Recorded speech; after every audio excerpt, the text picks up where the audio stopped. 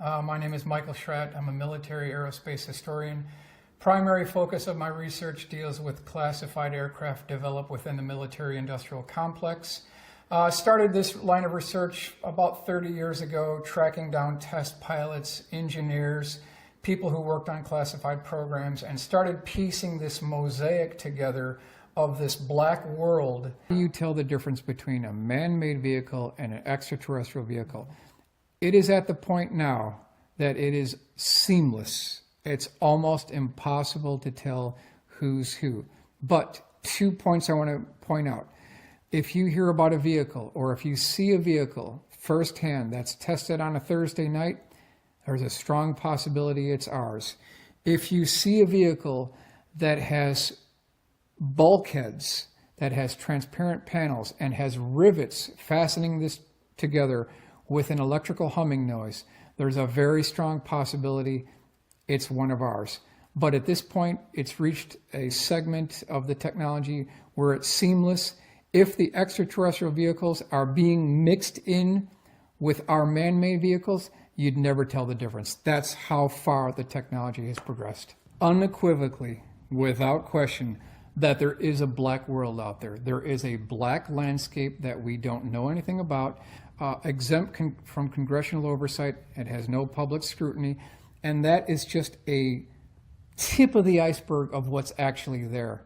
There are dozens of programs that we still don't know about. There could actually be hundreds, but there are at least dozens of classified black budget programs that we don't know anything about. And I will refer you to a quote by President Abraham Lincoln when he stated that you can fool all of the people some of the time.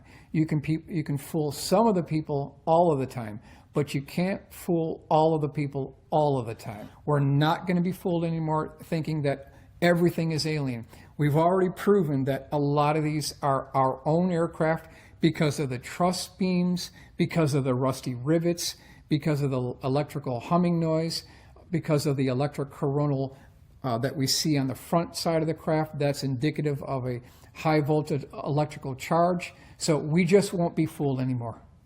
The reason why I'm passionate about it is because it could change the world. We are between 100 and 400 years behind where we should be right now. We're living in a matrix. This is not the real world. We don't need internal combustion vehicles. We don't need coal fire plants. We don't need wind generating windmills. We don't need solar power. All of that is obsolete technology. We could be living at least 100 years beyond what we're living now.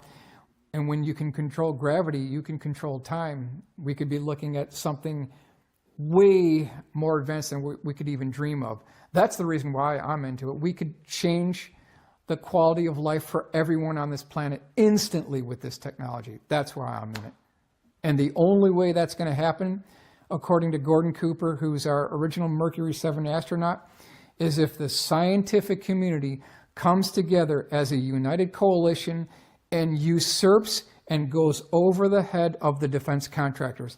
And unless and until that happens, we're still going to be living in this level one society using these old gasoline-powered vehicles with these coal fire plants and these nuclear power generating reactors. We're going to be living in this obsolete world for the next 100, 500 years if we don't take and break away and take matters into our own hands. We've got to do it for our children, for our future generations. We've got to do it. We've already made the gravity breakthrough, according to Dr. Greer, and it's absolutely referenced in the works, that we've made the gravity breakthrough October 1954. Factor in the billions we've already spent on these programs. Over all that time period, you know they've made the breakthrough. You know that we don't need liquid rockets to get into space now.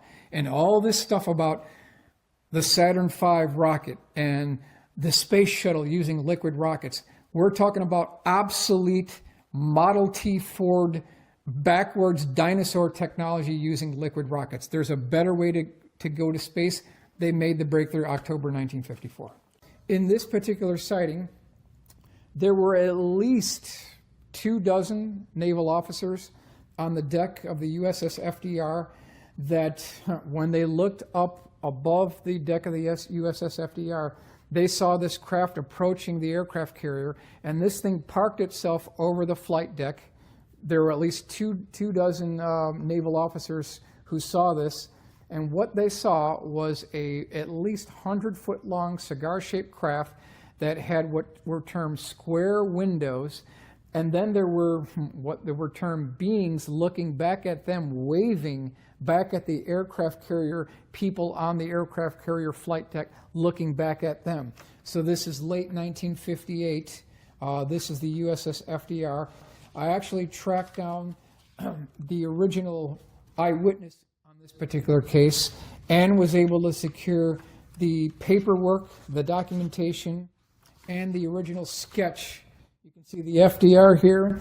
These are the naval officers here.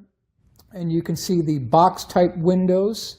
And then this craft came down so low that the naval personnel on the deck of the aircraft carrier could actually feel the heat emanating from the craft on their faces. That's how low this thing was.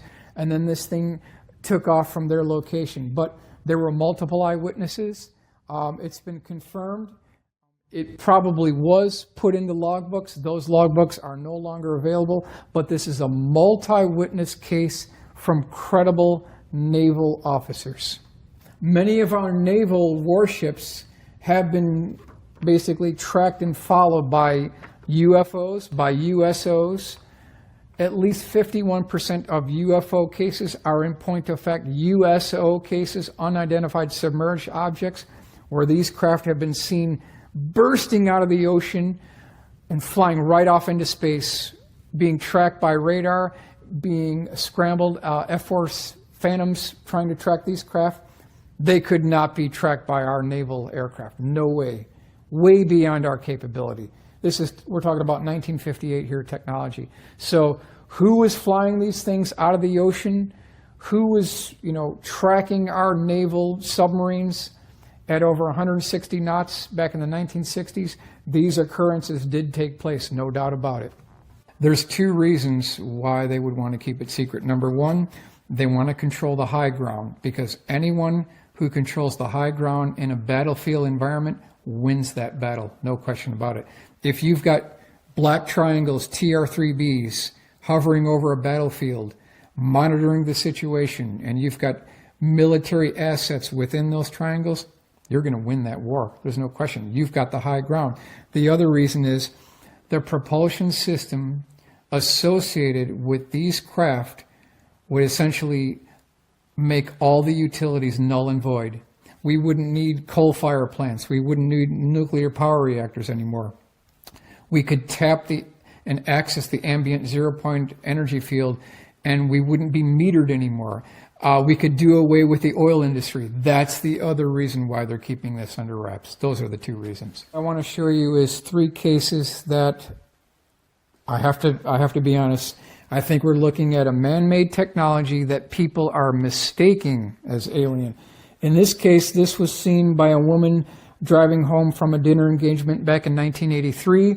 She heard this real loud explosion. Her car started vibrating. She pulled off to the side of the road thinking the transmission fell out. She checked the bottom of the vehicle, and there was nothing wrong with her car, so she kept on going. And then off to the right in a clearing, she saw what she described as being approximately 165-foot long craft that was about 60 feet tall. It had multiple port windows in the craft. It had two sections up here with what looked like 5'10" white single-piece tight-fitting flight suit individuals that looked completely oblivious to what she was seeing from her ground location. It also had what appeared to be tubes, pipes, and cylinders on the left side of the vehicle, with a door that was closing from right to left. There was also an asphalt road section on the inner bottom section of the vehicle. And then she described what she stated were 12-inch by 12-inch square, highly polished mirrors on the bottom of it. I want to point out that she also saw inside this craft, and she termed what she saw was naval bulkheads like a shipyard. She also identified rivets holding this particular craft together.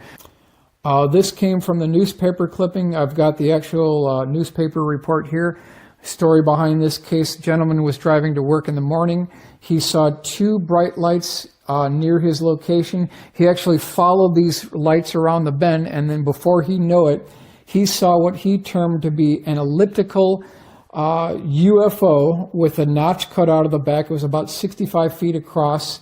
It had two powerful beaming spotlights in the front, but then on the bottom of this craft that he could see outside his window, he saw these silencers, tubes, pipes, and cylinders like a Midas muffler plant on the bottom surface of this vehicle, and this craft slowly passed his location. So now we've got 13 cases of this understructure indicative of a man-made technology. This is a case where a gentleman was driving to work in the morning. He was on a motorcycle, and all of a sudden his motorcycle stopped dead, had no idea why. Next thing he knew, he was bathed in a white light. He looked up and saw a square hovering above his location, and there were these brilliantly lit white lights shining down on him, and he was looking at the bottom of a structure that had tubes, pipes, and cylinders on the bottom.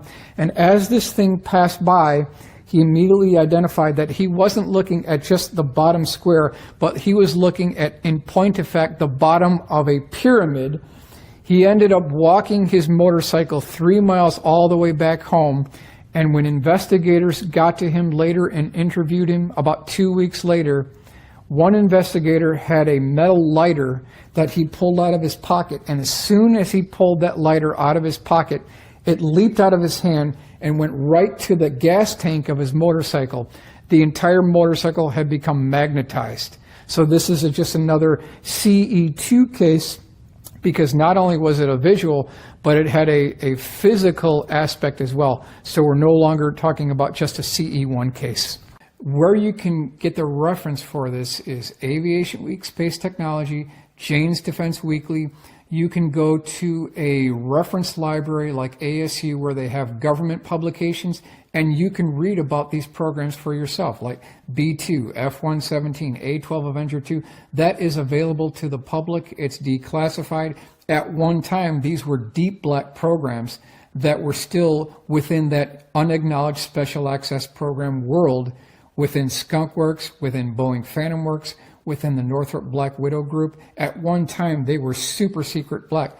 Now they're declassified. But I'm just making the point, there's so many more that we don't know about, and that's one way you can research it, by going to those university archives. But as far as those, the telltale signs of the us versus them, I mean, obviously, if you're looking at rivets, if you're looking at cross-beam girder construction, if you're looking at composite panels using quasi-crystals, using electrochromic panels, where they have the technology now, and this is a technology that's decades old now, where they can take an image of something that's in front or on the top surface of the aircraft, and they can electrically transfer that image on the bottom of the aircraft, essentially causing it to blend in with the background, making it completely invisible. Now we're talking about daytime stealth technology. They don't have to do this in nighttime anymore. They can have a craft flying directly overhead, totally silent, and you would never even know it because it's blending in with the background. They've got the technology. We're going to consider Mr. Ben Rich, who's the head of Lockheed Skunk Works between 1975 to 1991. Ben passed away in 1995. He was a good friend of Jim Goodall, who is a black aircraft researcher. And just prior to Ben's passing, Jim Goodall wrote a letter to Ben Rich asking if he would be interested in doing a non-holds-barred interview. Ben would just lay everything out that he had been working on at the Skunk Works. This meeting was agreed upon by Ben Rich. He actually agreed to do this interview. Unfortunately, Ben Rich passed away before Jim could actually interview Ben Rich on tape. However, Jim was successful in getting in one last telephone call into Mr. Ben Rich at the hospital, and Ben Rich told Jim Goodall over the phone Jim, we have things in the Nevada desert that are 50 years beyond what you could comprehend. If you've seen it on Star Wars or Star Trek, we've been there, done that, or decided it wasn't worth the effort. That's a direct quote from Ben Rich. So we have that from the head of Lockheed Skunk Works talking about programs that are 50 years beyond what we could even comprehend. Coming from him, that's a significant statement. Now, do we have anything to back this up? We actually do. This is the Skunk Works Management Style by Ben Rich. This is AIAA technical paper published September 7th, 1988. And in this document, it makes a very interesting statement from Ben Rich. And he says here, quote, "I wish I could tell you about the projects we are currently working on. They are both fascinating and fantastic. They call for technologies once only dreamed of by science fiction writers." So talking about technologies that are fascinating, fantastic, and things that only science fiction writers could dream of. So there's absolutely no telling what the Skunk Works could actually do, what they're capable of. Ben also stated that anything you can imagine the Skunk Works can do. I mean, they can do it. They have absolutely made the breakthrough.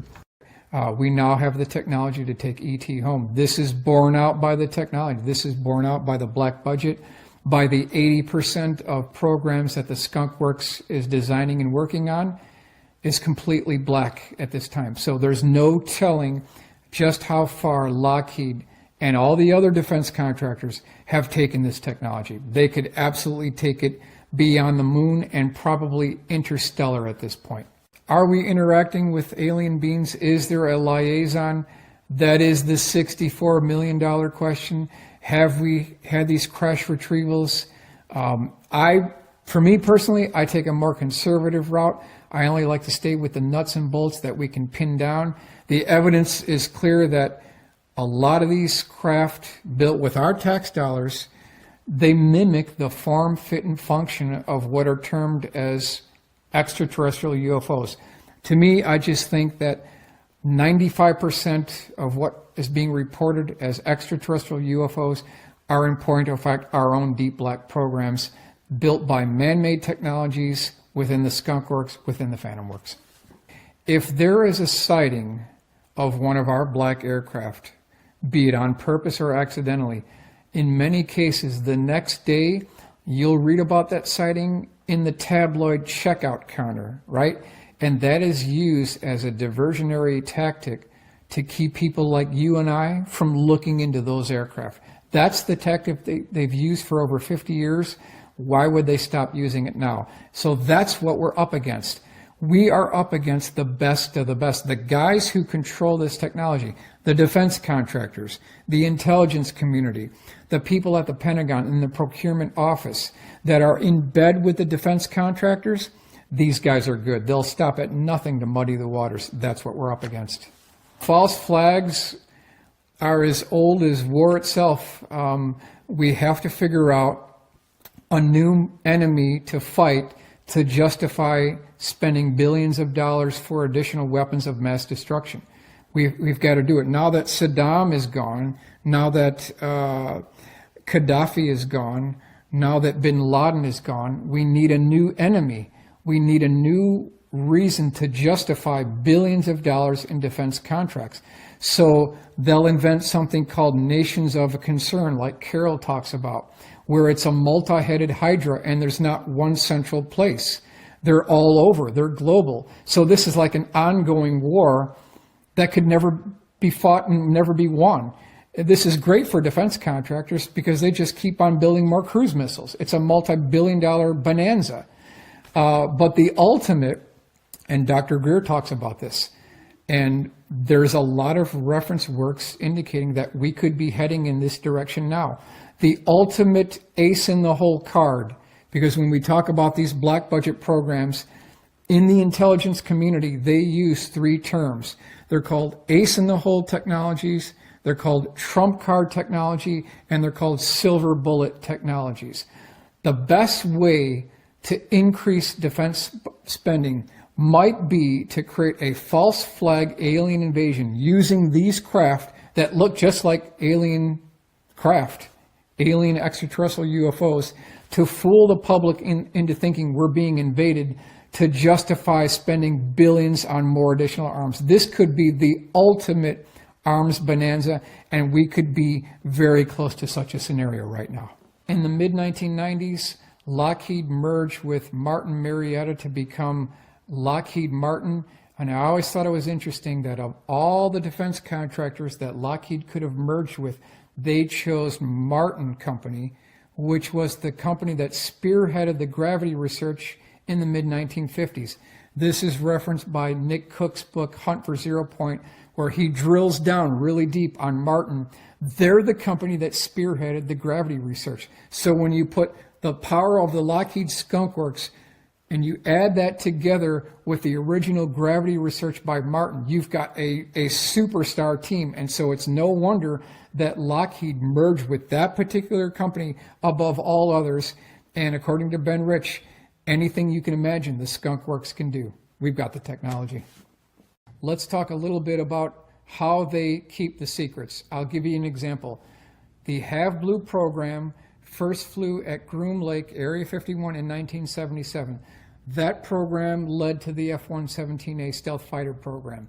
That particular project was not acknowledged to the public until November the 10th of 1988. So they had successfully kept that stealth program hidden for over an entire decade before American public had any specific details on that project. So when they want to, when they really want to, they can keep a secret. One way they can keep this secret is by compartmentalizing the information. You have a contractor that builds a landing gear. You have another contractor in another state who builds a flap for a wing section. You have another contractor that builds a very specialized seat ejection system.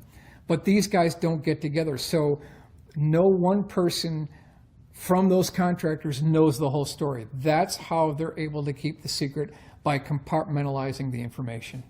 Talking about the Russian space shuttle, if the Russians do anything well, they are very good at copying American technology. They did that with the World War II B-29. They made an exact replica of ours that looks just like our B-29. They did the same thing with the shuttle. That flew in the 1980s. Although it did not fly manned, it did one flight that was unmanned, and I don't think it ever flew again. That was called the Buran. It's sitting in a warehouse somewhere in Russia at this time, just derelict and falling apart. So they can duplicate a lot of our technology. When you talk about these super secret, unacknowledged special access programs, by far the United States is well into the lead of this. There is no other country on earth that puts as much research and development and funding into these projects like the U.S. military Defense Department establishment. In fact, we pour so many black budget funding into these projects, we spend more than the fiscal year funding for entire countries. We're way beyond the gross national product of other countries. So yes, we are the leader, there's no question. During and after World War II, there were multiple B-29 flights over the Antarctic region, and they had all the cameras rolling where these saucer-shaped craft would come up from these ice sections and even emerge from the water and follow our B-29s with all the cameras and instruments rolling. All that was put on film and sent to some large warehouse that we've never seen. So if we wanted proof that at least some UFOs are real, the proof is there. They've got it. They've got it in the form of motion picture, high resolution camera footage, but that footage has never been shared with the American public. I would say that what Gary allegedly stated he saw would be credible, because if it wasn't credible, why would the United States government be interested in extraditing him to America over a 10-year period? I mean, it destroyed this guy mentally. So you have to give Gary credit for that. He also talked about at least 2 craft that he discovered during his search. He talked about the USS Roscoe Hill Encoder, and he talked about the USS Curtis LeMay. So that would stand for United States Spaceship and Off-Planet Type Secret Space Program. Curtis LeMay was very well into U.S. Air Force operations. They called him Bombs Away LeMay. He was instrumental in forming the B-52. So it stands to reason that out of a respect for Curtis LeMay, they would have named something after him. We don't have a U.S. aircraft carrier called the Curtis LeMay, so that may be what Gary saw with the USS Curtis LeMay. I actually believe his story. All I would reference would be that Mexican newspaper report that talked about how Admiral Byrd said that if we had to, we were in our next war, we'd have to fight an enemy that could travel from pole to pole at an incredible speed. I believe that's an honest, accurate quote, and I believe that Admiral Byrd did run into some type of craft out there. What it was, I don't know. Was it part of this Nazi breakaway group? Difficult to prove, but we've got to go back to those B-29 encounters and those motion picture film reels where there's no question they did record saucer-shaped craft following our B-29s. So there's something to that story. That comes from Wendell Stevens, who actually, on a handcuffed linkage chain to a briefcase, he carried that film to an Air Force courier, and that courier went to somewhere like Andrews Air Force Base, and this went on for many times. We've got also references that talk about how these B-29s, with all their cameras rolling, captured this footage. So the real reference to this is the late Wendell Stevens, who talked about this. And it's well known. This did take place. This did take place. That represents some of the most bombshell evidence that would ever be released if they did release it. Those B-29 flights and that gun camera footage, they had electromagnetic instruments on board that recorded all of this, and there were multiple flights. If there was any question about physical evidence used to make the case for this, it would be those film reels. That could do it. That could do it. It's just my personal assessment that before we can disclose the alleged extraterrestrial reality to this phenomenon, we have to disclose the man-made part of it first. I mean, doesn't that make sense that we should take and disclose and release the terrestrial end before we can jump on something that's even more exotic than that? So it's my job to track, to identify, to disclose to the best of my ability the man-made nuts and bolts military aerospace defense contractor end of this, because these vehicles can be mistaken many times for something that we think might be an extraterrestrial vehicle. And the only way that I know of to do that is to interview the Lockheed Skunk Works engineers, interview the test pilots, drill down on the university archives, get into the Aviation Week articles, and track the historical research and the legacy of the gravity research and how that started in the mid-1950s and has gone all the way to today, and looking at the funding, looking at all the defense contractors, points you into the direction of multiple defense contractors building these saucer, triangular, and boomerang-shaped craft that look just like extraterrestrial UFOs, but our own man-made vehicles, and that's what I've endeavored to do. It could potentially be a beautiful future. It will be a non-polluting future. It'll be a future with beautiful rivers, lakes, and oceans, and it'll be a future where we go exo-interplanetary. We're not going to be just confined to Earth. We're going to go to the planets. We're going to go to the outer solar system. We're going to go beyond and make this interstellar. And we're going to populate other planets around other solar systems. No question about it. We have to do it. We're going to do it. Phoenix Lights, that's March 13th, 1997. Seen by thousands of people in the Phoenix area. Certainly got right into this Phoenix Sky Harbor airspace. But I want to point out that the sighting actually started in Nevada at around 7:55 p.m. Made its way all the way down to Tucson later that evening. Now, how do flares go from Nevada all the way down to Tucson? Flares only describe part of the Phoenix Lights. Now, this was a Thursday night, March 13th, 1997. I have an illustration here that was done by a good friend of mine, Tom Bogan. He's got to get the credit for this. And ladies and gentlemen, this is the most detailed, minute-by-minute, illustrative timestamp illustration that you ever see of the Phoenix Lights craft. There is no one who's done a better job than Tom Bogan. As you can see here, it started up at 8:15 over here in Paulden, Nevada, worked its way down 8:30 at Sunset Point, came over here 8:45, continuing to move south over here by the South Mountain, 9 o'clock, and it actually finished up here at 9:30 p.m. in Tucson.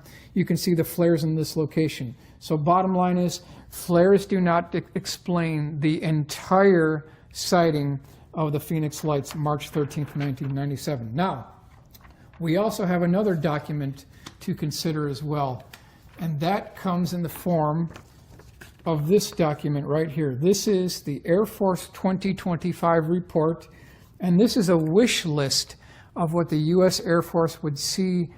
They would like to see this implemented by the year 2025. And as you go through this document, they have all these different configurations, different technologies they'd like to see. But I want to bring your attention to this particular technology right here.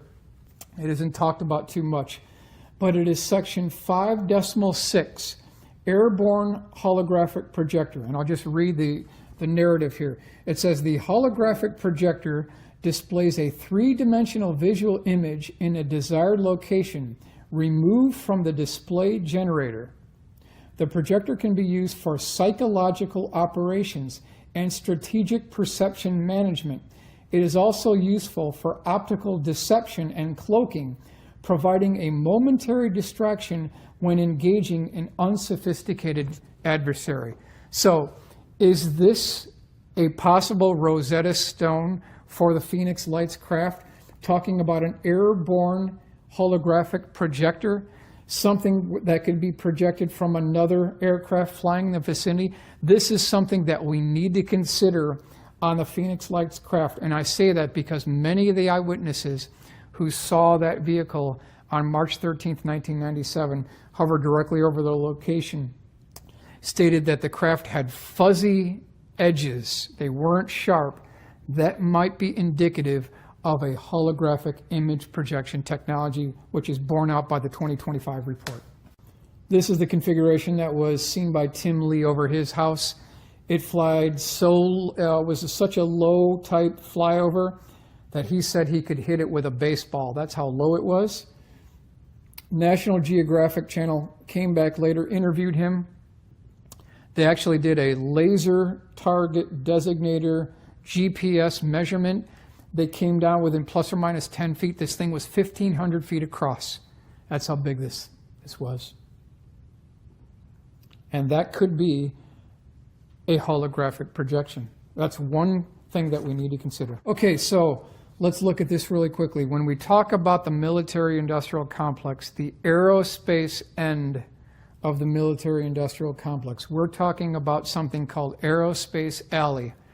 That is from San Diego all the way up toward the Los Angeles Basin, heading northeast on the 14 to Lancaster, Palmdale, going to the Mojave Edwards Air Force Base. That's the corridor that we're talking about. Now, what is the heart of that aerospace complex? It is Air Force Plant 42, which I've got a map here showing you the direction and how to get there. Take 14 north. This will take you to Lancaster, Palmdale. This is Air Force Plant 42. This, ladies and gentlemen, is where the action takes place at this location. Over the years, McDonnell Douglas has had a laboratory here. Lockheed absolutely has a facility here. Rockwell has a facility here where they built the space shuttle. Northrop has a facility. Boeing has a facility. But for this particular discussion, we want to focus in on the Lockheed plant, and that's this detailed layout right here. This is Plant 10, the Lockheed Skunk Works. And it's been stated that 80% of what the Skunk Works does is completely classified. So it's not known to the general public what they do, but that takes place in this building complex right here. Building 601 is one of the primary facilities where sub-assemblies of these aircraft are put together. So this is just a brief overview. Air Force Plant 42, Lockheed Skunk Works Plant 10 is within that section. This is where the action takes place. A-12 Avenger 2, as we mentioned before, this is a McDonnell Douglas General Dynamics program. It was canceled by Dick Cheney in 1991 at the cost of $5 billion to taxpayers. There's absolutely nothing left of the A-12 program. Despite all that money, it's all gone. It's like a total waste. And this is just kind of a poster child for how these programs, when they're basically, they tried to make this a fixed price contract, but the cost overruns went out of control. They eventually canceled the program. What about the programs we don't know about? A-12 is just an example of one that we do. What about the programs that we don't know about that got shoved under the carpeting? We could be talking about billions of dollars that have been wasted that could have actually helped American citizens in the economy. It could have improved the education. It could have retrofitted our infrastructure. Something to consider. But again, A-12 Avenger 2, $5 billion down the drain. I want to make a special mention of the TR-3B. This is the ubiquitous TR-3B flying triangle. The reference for this is Edgar Fouché, who unfortunately I must announce that he passed away, but he has to get the credit for breaching the subject of the TR-3B. It was unknown prior to him coming out in 1998 where he discussed this, but basically what he described is something that he saw at Groom Lake back in 1979, parked on the tarmac near an avionics lab when he was going onto a bus.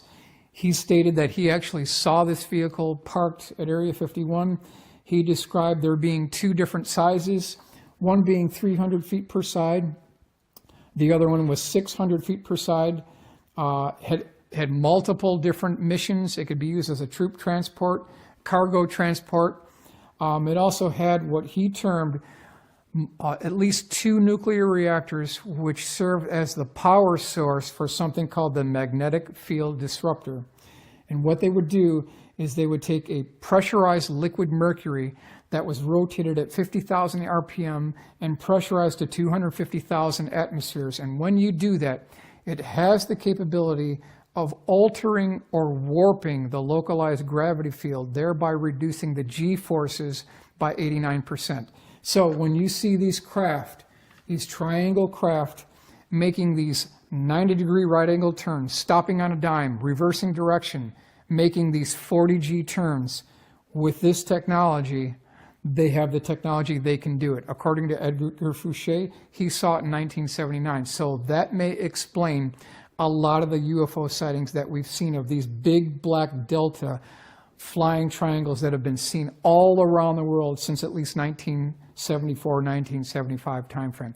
So I just want to give credit to Edgar Fouché, who was the first one to breach the subject.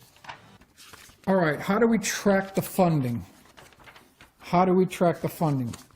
This was a watershed article, Detroit Free Press, Secret Ledger hides military projects. Pentagon black budget has tripled under the Reagan administration. So how do we track the black budget? What can we as a taxpayer do to see where our money is being hidden? Well, you as a taxpayer can walk right into the Library of Congress. You can go up to the reference librarian and you can request something called RDT&E Programs R1.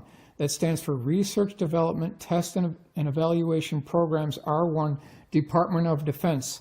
And you can go through this rather boring and wordy document here. And on the left-hand side, you see the program element number and then the item description and the funding, how much they poured into that program. So the bottom line is you take the total amount and you subtract the knowns, and what you're left with are the unknowns or the black budget programs. That's how you can track these projects. Now, they don't give you specific details of what the project is, but you as a taxpayer can walk right into the Library of Congress, you can request this document, and they'll give it to you. And that's one way that you can figure out where your tax dollars are disappearing to over the last 40 years. Every January, this is handed to Congress. This is the unclassified version. They get a classified version. We as taxpayers, we get an unclassified version. Let's go back to the, I've got the breakdown on this. I've got the blow-up chart on this. But in this particular case, you can see this is the federal spending by category, and they break it down to each department. So on the left-hand side, you see that during the beginning of the Reagan administration in 1981, the black budget increased by just over $500 million. By 1988, it increased by $9.122 billion. Here's federal spending by category. The Pentagon's black budget was $35 billion for fiscal year 1988. Transportation was $28 billion. Education was $25 billion. So we're spending more on classified black budgets funding programs than we are for education. Total procurement funding for the Air Force for fiscal year 1988 was $51.1 billion, of which $19.1 billion were black budget programs for fiscal year 1988. And it has just gone up from that point forward. It has just exponentially grown from the end of the Reagan administration. We're talking about billions of dollars being filtered into these black programs. Now, we need to talk about one program in specific that is close to my heart, because this is a tremendous amount of research has gone. This is basically a world exclusive here. We're talking about a program that had its beginnings basically immediately after the Challenger explosion, January 28th, 1986, where we lost these 7 Challenger astronauts with Krista McAuliffe, who was the teacher. At that point, the Air Force lost what they termed their assured access to space, because as we know, the shuttle program is in point of fact not a civilian operation, but is in point of fact a military application, because at least 70% of payloads within the shuttle are classified DoD satellites, things that are operated by the National Reconnaissance Office, like high-resolution monitoring satellites, keyhole satellites. That's the kind of things that were launched within the shuttle. Now, when the shuttle exploded, when Challenger exploded January 28th, 1986, they lost their assured access to space, and they started launching these satellites on Titan boosters. But something weird happened. Concurrently with the Challenger explosion, there were multiple Titan booster explosions as well. So the Air Force, the DoD, they were totally out of business. And so a desperate cry went to the defense contractors, including Lockheed, Boeing, McDonnell Douglas, and Rockwell. And they basically stated, we need you to design for us a rapid response 2-stage-to-orbit space plane that they can build quickly, very quickly. Something that could go into a low Earth orbit, that could launch depleted uranium rods from God, or also launch a very high-resolution spy satellite, a very small, high-resolution spy satellite. And what they ended up building was a 2-stage-to-orbit space plane. And what you're looking at here is an event that took place at Holloman Air Force Base, where a modified C-5 Galaxy with what they call chipmunk cheek extensions was seen being unloaded from a C-5 Galaxy. There was a tarp on the parasitic aircraft that had 4 linear aerospike engines on the back side of the vehicle, with this grid or vent part on the aft section of the nozzle of the linear aerospike engines. Here is the detailed drawing of what was termed Speedy, part of the Black Star program. It was called the XOV, or Experimental Orbital Vehicle. It came in 2 sizes. There was a 60 to 65 foot version and also a 95-foot version. It has 4 linear aerospike engines that are grouped in 2 banks on the aft side of the vehicle. The bottom surface here was completely composed of space shuttle tiles. So just think of these black space shuttle tiles on the bottom of the vehicle. It also had these channels that were kind of milled into the bottom of the craft to direct airflow and to increase the strength of the vehicle. This is the section here where the Q bay was that launched these satellites. And then I also want to mention that The nose gear had what we believe 4 standard bogies for the nose gear, and then it had a skid for the main gear, and then outrigger pogos for kind of a supporting structure on the outrigger section of the landing gear. So that's the Speedy XOV. Now the mothership that actually launches that aircraft is this aircraft right here. This is the what's termed the Elegant Lady or Black Star space plane mothership. It looks very much like the vintage 1960s XB-70, but the primary difference being that the vertical stabilizers on the XB-70 have now been moved out to the wingtips as winglets, and then it has a forward and aft retracting canard with winglets on there. Here's a bottom view here. So this is section AA. If you go to section AA, you can see the relieved section of the bottom of the XB-70 mothership has a section which is allowing the parasitic aircraft to fit up inside. So basically picture an ice cream scooper taking out the bottom of the XB-70 vehicle, allowing for this parasitic aircraft to fit conformally on the bottom of this craft, and that is airdropped when they're basically getting their operation going. And so this is the Black Star 2-stage to orbit spaceplane transportation system. Bill Scott has to get credit for doing the legwork and actually breaking this story in Aviation Week Space Technology. So this is just a brief overview of the Black Star program. So what we've got here is kind of a brief overview, a collage of aircraft that I mentioned have been tested, designed, and built within the military-industrial complex. That's the Reagan years between 1981 to 1989. A tremendous amount of black aircraft research was done in the black world within that time frame. That's extremely important to keep in mind because that's when these things really started getting funding. We can start here on the left-hand side and we'll work our way down here. But before we begin, our story actually begins in 1974 with a DARPA-funded program called Harvey.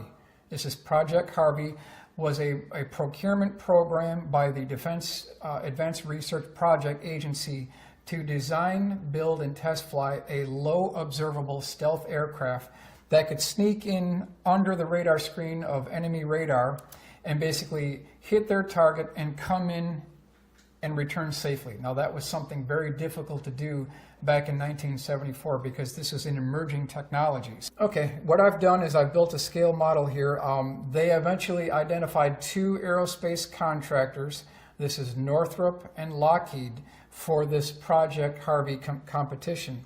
Lockheed eventually won the program with their Have Blue design, which eventually came into the existence of the F-117A stealth fighter.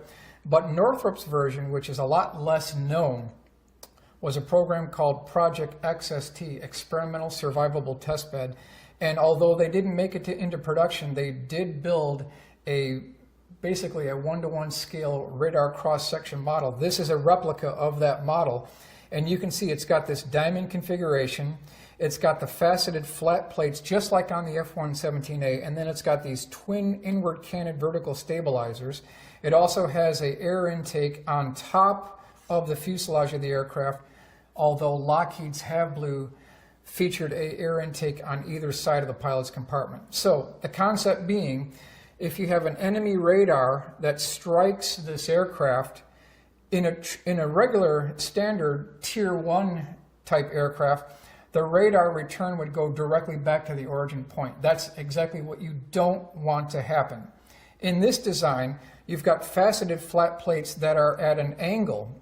So when the radar is transmitted toward the aircraft, it bounces and reflects away from the origin point, so it doesn't show up as an echo on the radar from the enemy. And that's what you want in a stealth aircraft.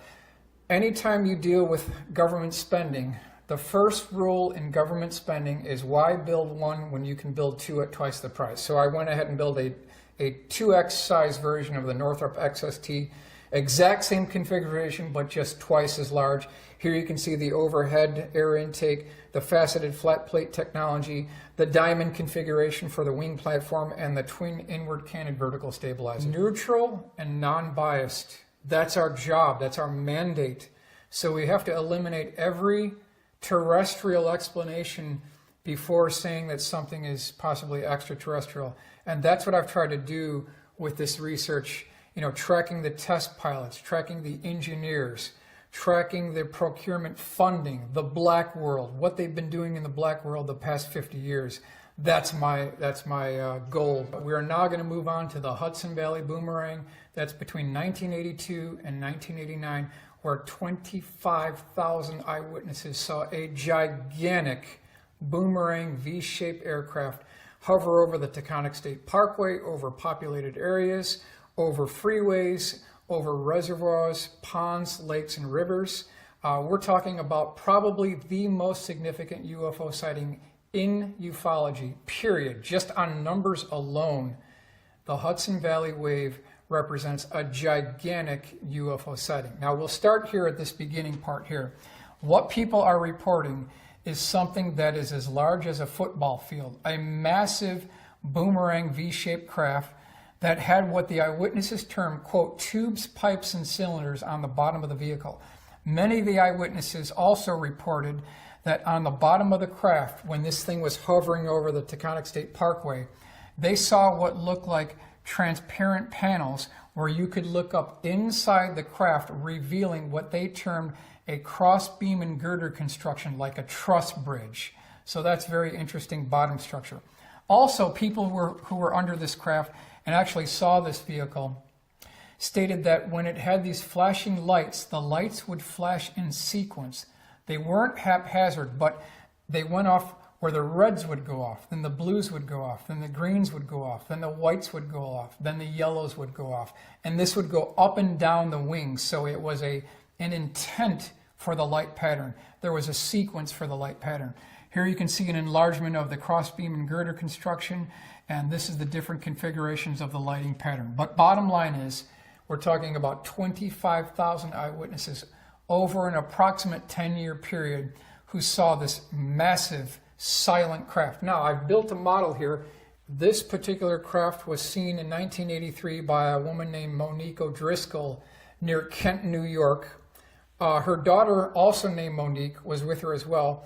This particular craft passed directly over her vehicle. She was looking outside the windshield as this thing passed over, and it parked itself over a frozen lake. So there was ice on the bottom. This thing did a 180-degree flat turn and had all these flashing lights on the bottom that she could see reflecting on the ice below. So we're not talking about ultralights here. We're not talking about planes flying in formation. Now, one way we know that is because according to the FAA regulations, ultralights are prohibited from flying a half an hour after sunset. Many of the Hudson Valley boomerang sightings were 9:30, 10:30 p.m. or later, so we can rule out ultralights. But the point I want to make is when these craft made a turn, they did not bank like a B-2 stealth bomber. They did this absolute flat 180-degree turn where all the lights remain equidistant as this thing turned. Now I'm going to move on to another one here. Particularly what was seen over the Taconic State Parkway on March the 24th, 1983. Now keep in mind, that's exactly 24 hours after Ronald Reagan gave his address to the nation pitching the SDI, or Star Wars program. So I'm asking the question, is there a tie-in between Star Wars SDI and what was seen exactly 24 hours later on a Thursday night? We could be looking at a tie-in here. Here you can see the multicolored lights, you can see the composite panels, and what I want to stress is the fact that when this aircraft turned, it was parking itself over the Taconic State Parkway, and I've got a map here showing you how on the March 24th, 1983, it was heading north from Millwood all the way up to Yorktown Heights, and it was zigzagging as it was going up the Taconic State Parkway. Now keep in mind, this is absolutely dead silent at treetop level. We're not talking about planes flying in formation here. This thing was bold It was arrogant. It was brazen. It didn't care who saw it. It was going to go where it wanted, when it wanted. So it was a very arrogant type flight path.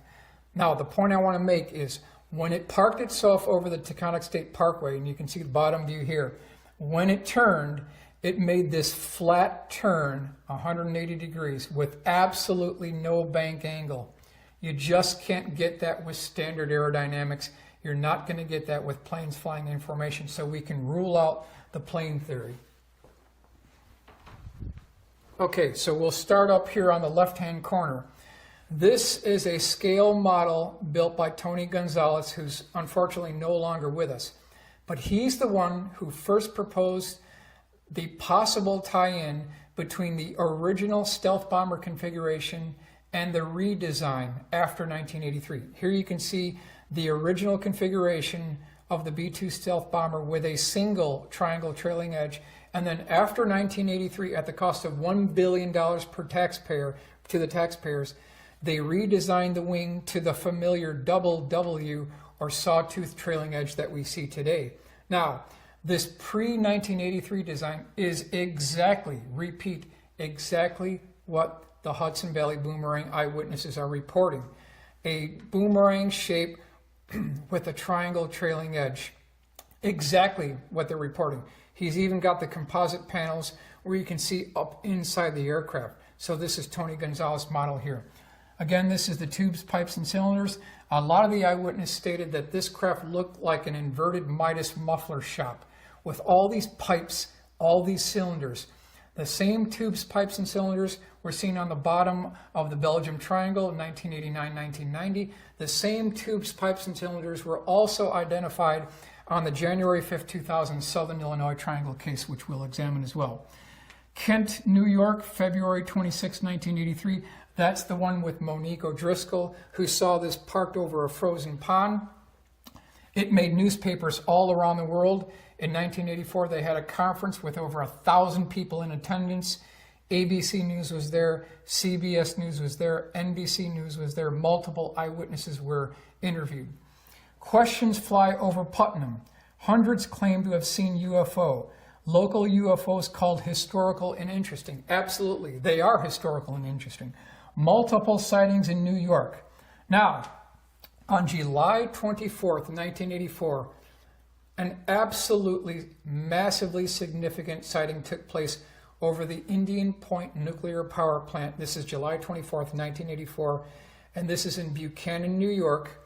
And on that night, right around 9:30, 10:30 time frame, a massive 900-foot long boomerang triangular aircraft parked itself over Reactor 3 at the Indian Point nuclear power plant for approximately 20 minutes with 12 security guards who had shotguns pointed at this thing with their mouths wide open, were absolutely shocked by what they saw. Now, we have it on very good authority from one of the security guards that was present at this event, that one security guard who was in one of these adjacent buildings was recording all this on videotape, and he said that, quote, this craft was so large he had to pan the camera 180 degrees to get the whole thing in frame. That's how big this thing crap was. So at the very least, there is a videotape of this in existence, but we don't have it. It was confiscated later. This is a couple of illustrations of what this craft looked like on the bottom. This is over the Taconic State Parkway on the lower section here. Now, many eyewitnesses reported seeing that this craft had a very powerful spotlight that was shining down on the cars below. This is March 24th, 1983. So again, we're not talking about ultralights in formation. Again, you see the multicolored lights in this location here, and the tubes, pipes, and cylinders with a very mechanical understructure. We'll consider a couple of the different newspaper clippings here. Valley UFO sighting, spark interest. Lower Hudson UFO. This also took place near the Danbury, Connecticut area here. So we've got a multi-state sighting within the Hudson Valley boomerang. UFO or B-2. That was done by Tony Gonzalez, who traveled around that 3-state region giving lectures on his proposal and the possibility of the connection between the Hudson Valley boomerang original pre-1983 design and what was procured under SDI funding.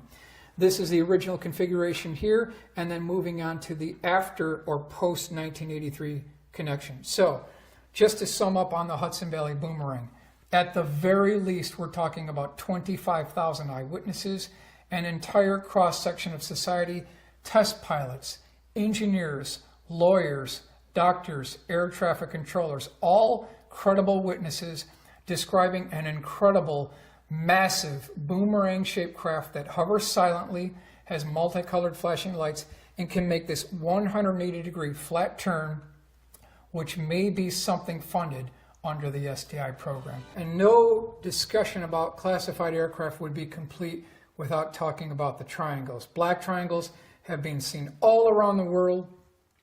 The modern day sightings of triangles, repeat, modern day sightings, basically got kicked off around 1974. But what we want to focus in on is this group of sightings right here, 1989, 1990. The absolute pinnacle of those sightings is the Belgium Triangle Wave, 1989-1990, where upwards of 10,000 people reported a gigantic triangular-shaped aircraft that they stated was about 2 times the size of a football field, in some cases as large as an aircraft carrier. We're talking about a massive craft that had the same flight characteristics of the Hudson Valley Boomerang.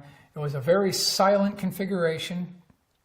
It had a white light at each of the corner that you can see in this Sun newspaper article, July 23rd, 1991, and then one red or amber light in the middle section of the triangle. But they also had tubes, pipes, and cylinders on the bottom of the aircraft. Many of the eyewitnesses reported an electrical humming noise, like kind of a machine operating in the background. Also, eyewitnesses indicated that they heard what they termed a sound like a sewing machine too. That was also heard in the Hudson Valley Boomerang. People who were just adjacent to this particular aircraft said that they could see what looked like windows on the side of the craft, and this craft had the capability of basically dropping totally steady into a hover and then going from horizon to horizon and back again in less than 1 second. So we're not talking about standard aerodynamics here. This craft was confirmed on 5 separate radars, which is the 2 F-16s that were scrambled, which you can see here. This is 1990 on March 30th when 2 F-16s were scrambled, and then 3 ground-based radars also confirmed a hard target. So when you've got 3 ground-based and 2 air-based targets confirmed on radar, you've got something real here. We're not talking about something fictitious. Now, moving over here, you can see different configurations of the triangle. I've included a very detailed drawing of something that was seen in Madison, Wisconsin on November 22nd, 1985. A very interesting triangular configuration that had these tubes, pipes, and cylinders crisscrossing on the bottom of the aircraft. And I'll just read very quickly what the eyewitness stated here. It says, quote, "The underside of the craft resembled the back of a refrigerator, like a collection of condensation pipes that ran back and forth."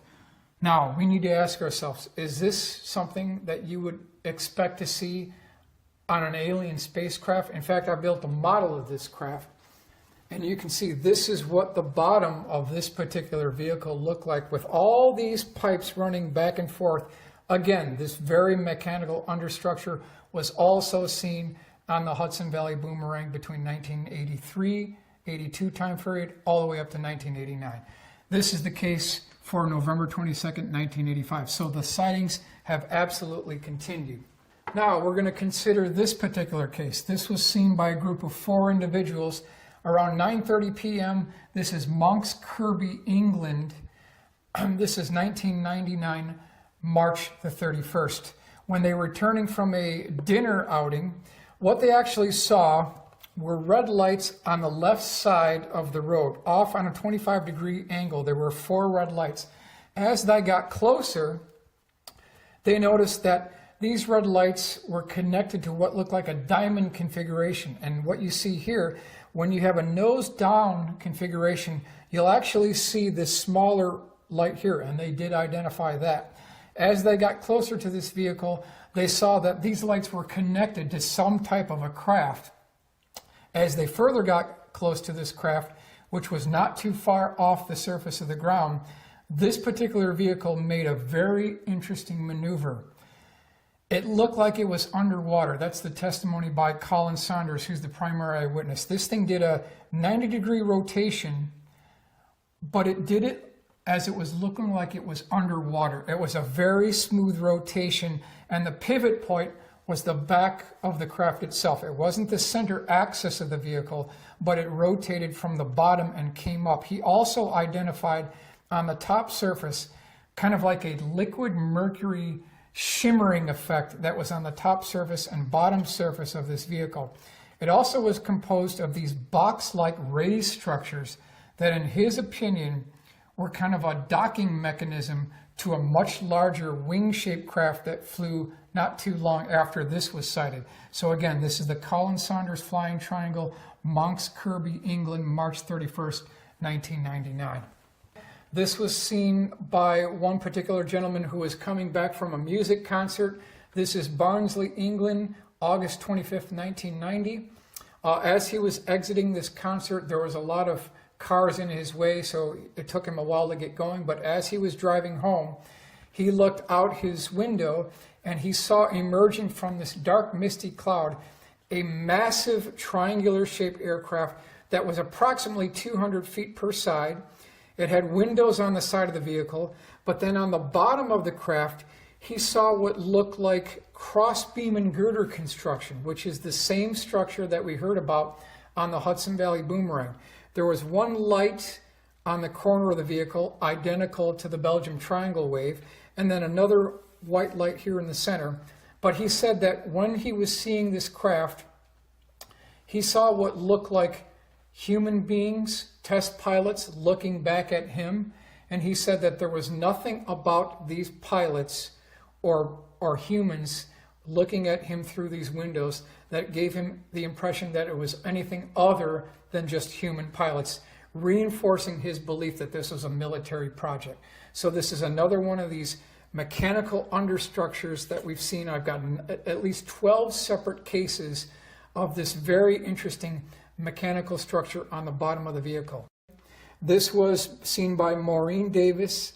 This is November 1985 in Yorktown Heights, New York, right at the height of the Hudson Valley Boomerang wave. She was waiting at a bus stop for her husband, and she witnessed a massive 75-degree isosceles black flying triangle hovering not too far from her location, a massive craft.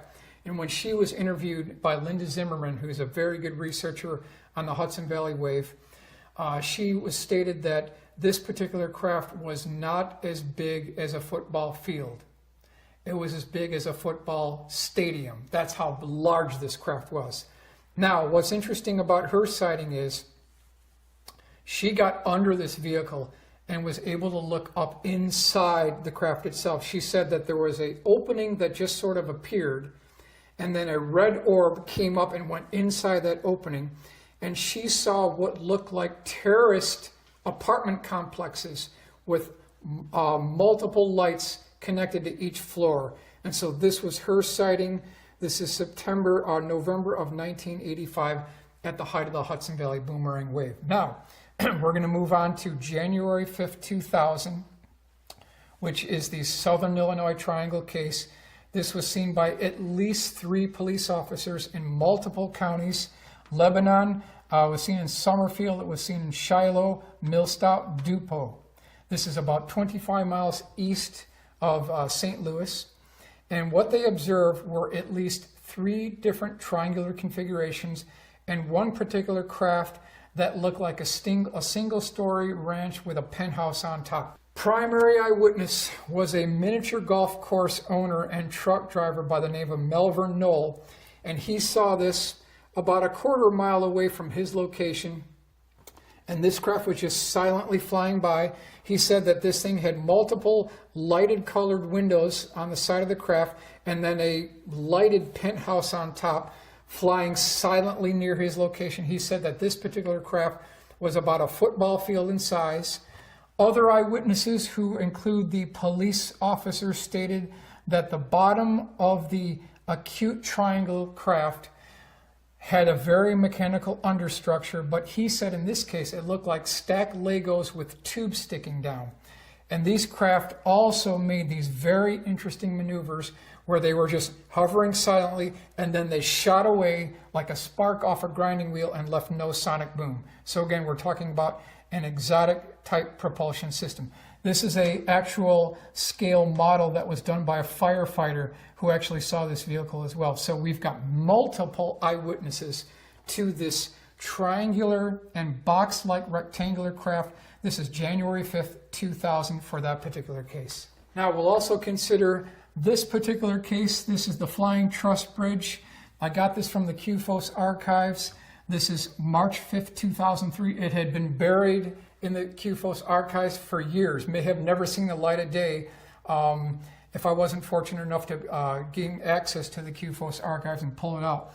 But this particular individual, and I have his multi-page report and technical drawing, he stated here that as this massive football field in length triangle flew over his house, it rumbled the house so severely that it knocked pictures off the wall. That's how much of a frequency this thing left. But what I want to bring your attention to is this truss beam cross girder construction.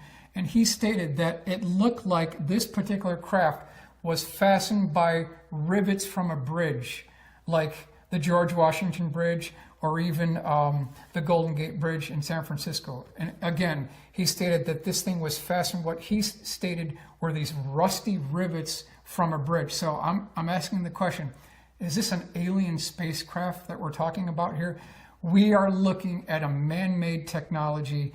We can see that from the funding, multiple billions of dollars have been run into these programs. They have no congressional oversight.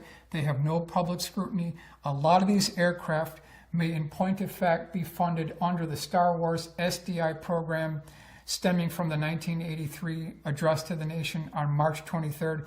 And we could be looking in some of these cases of these boomerang, these triangles, of a airborne, mobile, over-the-horizon radar system that is impervious to Russian ICBM attacks. And that's something that we really need to consider. That could be one explanation for these triangles. So that's just a brief overview of some of the flying triangles that have been seen all around the world, stemming from at least 1974. The only thing that I would recommend to others in this field, the general public, people maybe watching this, is according to the Declaration of Independence by our founding forefathers, it is our constitutional right, it is our constitutional obligation to question authority.